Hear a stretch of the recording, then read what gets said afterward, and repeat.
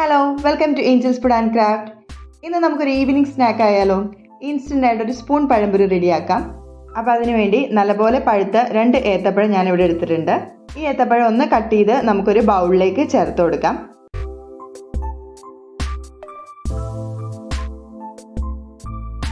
ഇനി ഒരു ഫോർക്ക് കൊണ്ട് നമുക്കിത് നല്ലപോലെ ഒന്ന് ഉടച്ച് ചേർക്കാം. ഇങ്ങനെ നല്ലപോലെ ഉടച്ചെടുത്തതിലേക്ക് 3 ടേബിൾ സ്പൂൺ പഞ്ചസാര പൊടിച്ചത് കൂടി ചേർത്ത് കൊടുക്കാം. പഞ്ചസാര പൊടിച്ചപ്പോൾ ഞാൻ ഏലക്ക കൂടി ചേർത്താണ് പൊടിച്ചിരിക്കുന്നത്. ഇല്ലെങ്കിൽ പഞ്ചസാര മാത്രമായിട്ട് ചേർക്കുന്നതെങ്കിൽ 1/2 ടീസ്പൂൺ ഏലക്കപ്പൊടി കൂടി ചേർത്താൽ മതിയാകും. ഇനി നമുക്കിത് നല്ലപോലെ ഒന്ന് മിക്സ് ചെയ്ത് ചേർത്ത് കൊടുക്കാം.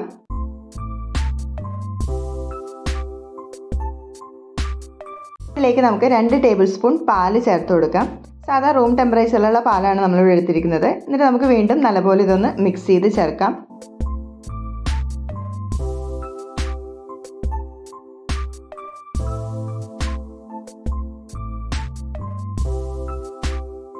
ഇങ്ങനെ മിക്സ് ചെയ്തതിലേക്ക് നമുക്ക് 1/3 കപ്പ് കോൺഫ്ലോർ ചേർത്ത് കൊടുക്കാം. ഞാനിവിടെ മൈദ ഗോതമ്പൊടി ഒന്നും തന്നെ യൂസ് ചെയ്യുന്നില്ല, കോൺഫ്ലോർ വെച്ചാണ് റെഡിയാക്കി എടുക്കുന്നത്.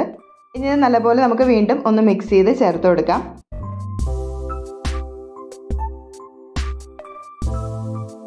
കൂടെ തന്നെ ഇതിലേക്ക് 2 ടേബിൾ സ്പൂൺ തേങ്ങ ചിരകിയത് കൂടി ചേർക്കുന്നുണ്ട്. വീണ്ടും നമുക്ക് നല്ലപോലെ ഒന്ന് മിക്സ് ചെയ്ത് ചേർത്ത് വയ്ക്കാം.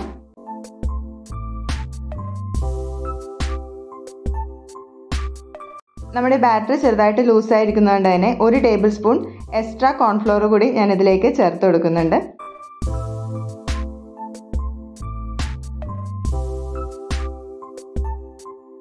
ലാസ്റ്റായിട്ട് ഒരു നുള്ളു ഉപ്പും കൂടി ചേർത്ത് നമുക്കെല്ലാം കൂടി വീണ്ടും ഒന്ന് മിക്സ് ചെയ്ത് വെക്കാം.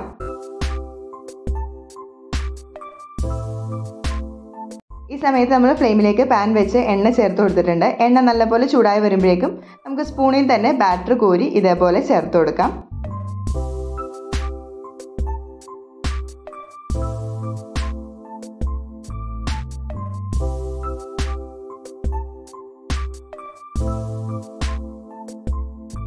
രണ്ട് വശവും നമുക്ക് നല്ലപോലെ ഒന്ന് മൊരിച്ചെടുക്കണം. മീഡിയം ഫ്ലെയിമിൽ വെച്ച് വേണം നമ്മളിത് ഫ്രൈ ചെയ്തെടുക്കാനായിട്ട്.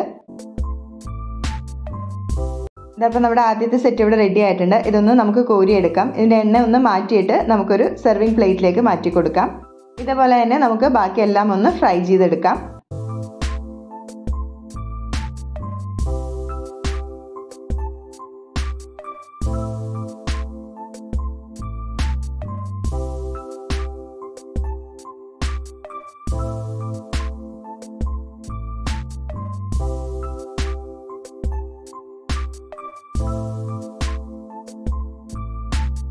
ഇതാ നമുക്ക് വെറും 10 മിനിറ്റിൽ ഈസി ആയിട്ട് റെഡിയാക്കി എടുക്കാൻ പറ്റിയൊരു സ്പൂൺ പഴംപൊരി റെസിപ്പിയാണിത്.